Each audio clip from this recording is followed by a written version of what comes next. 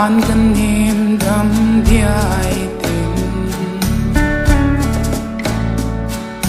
thin lung hero kalo don phak lo chun nem thu zong kanin ka thin lung lo lan lo che in la ka chung thang vana quang roa ui yesu lo tu kalin wal de chuan in emate lim zok tu rin di min pi yan kan em thum le der dam yai khanin min bum thei do lo sirva yang ka zalen tai ma se hey hi ama kati lim zok tur kan hi lai ya apoi kati katle dir thin lung thiang him na le kamang na ros pariang moi kha from dial sangan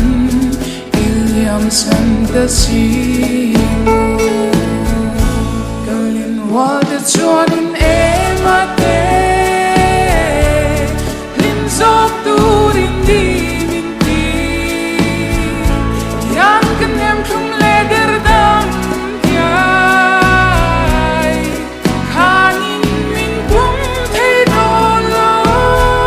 sirva yang ka zalen tai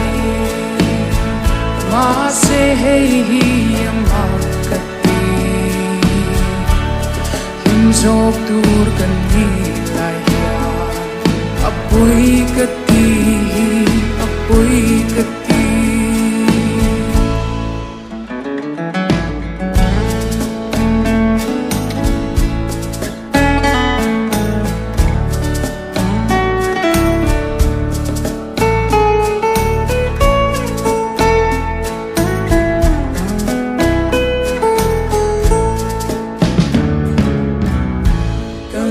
wal de chuan in emate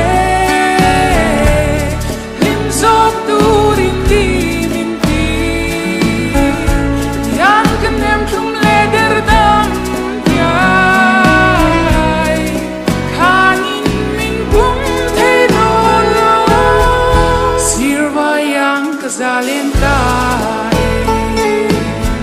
ma se hey hi ama zok tur kan hi lai ya apoi kati